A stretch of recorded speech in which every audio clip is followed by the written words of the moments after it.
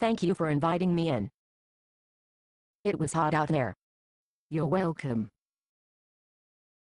I was just about to go for a swim.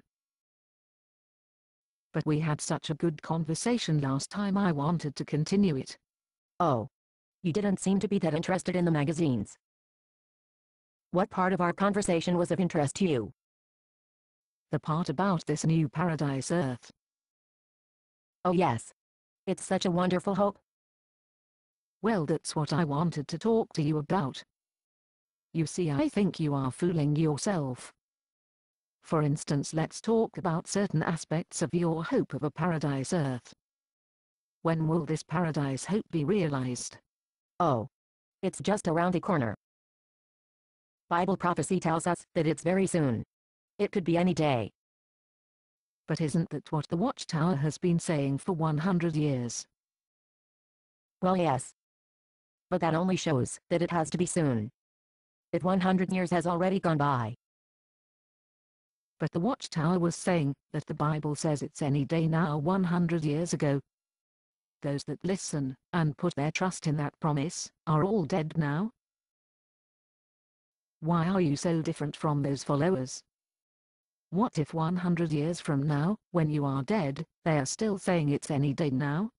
Oh, that can't be. It's got to be any day now. It's just got to be. Just because you want it to be. Well, yes, of course I want it to be soon. Let's discuss the second point. Who is going to live in this paradise? The Bible says the meek will inherit the earth.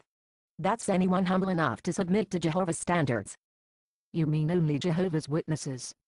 Well, yes and no. What do you mean yes and no? Well, I mean yes. Only Jehovah's Witnesses will be saved through Armageddon, but then all of mankind will be raised from the grave and given a chance to accept Jehovah's laws. What is Armageddon? That's God's great war. He will empower his Son to destroy the world of mankind. But all those who listen to his message will be saved. What do you mean the world of mankind? Do you mean 7 billion men, women and children will be killed? Well, yes. If they don't accept Jehovah's laws as translated by the Watchtower Society's governing body. So how can a loving God destroy all those innocent people? Well, the question is answered in a Watchtower of December 1, 2005. It said, "Many wonder, however, why a God who is the very embodiment of love would inflict death and destruction on much of humankind. The situation might be compared to that of the pest-infested house. Would you not agree that a conscientious homeowner should safeguard the health and well-being of his family by exterminating the pests?" Oh no. That's a morbid analogy. Did your Watchtower's governing body actually compare 7 billion men, women and children to cockroaches? What's wrong with you? How can you repeat such evil ideas? Why would these billions of people be more deserving of death than the billions who have already died? Why should they not be worthy of the resurrection, just because they happen to be alive at Armageddon?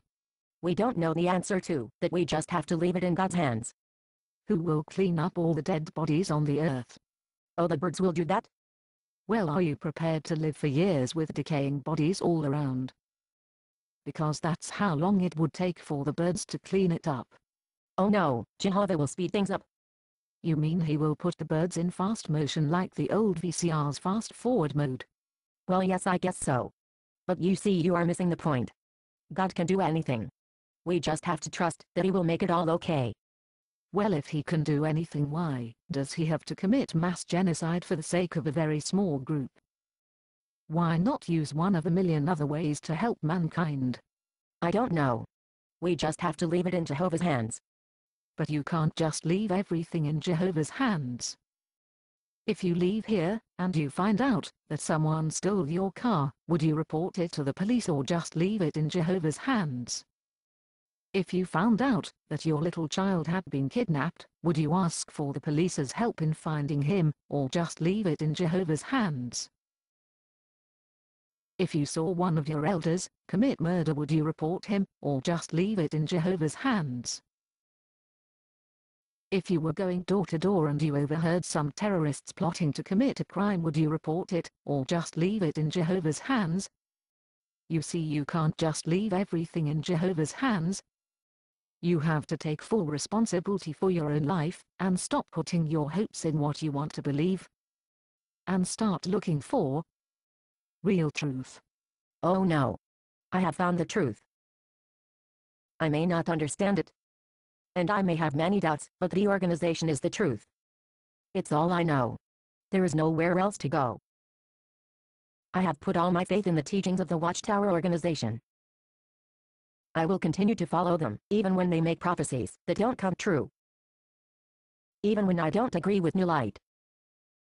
I will make the truth my own. Even when it doesn't seem real. I will follow the words in the new songbook. Make the truth your own, make it real, make it live.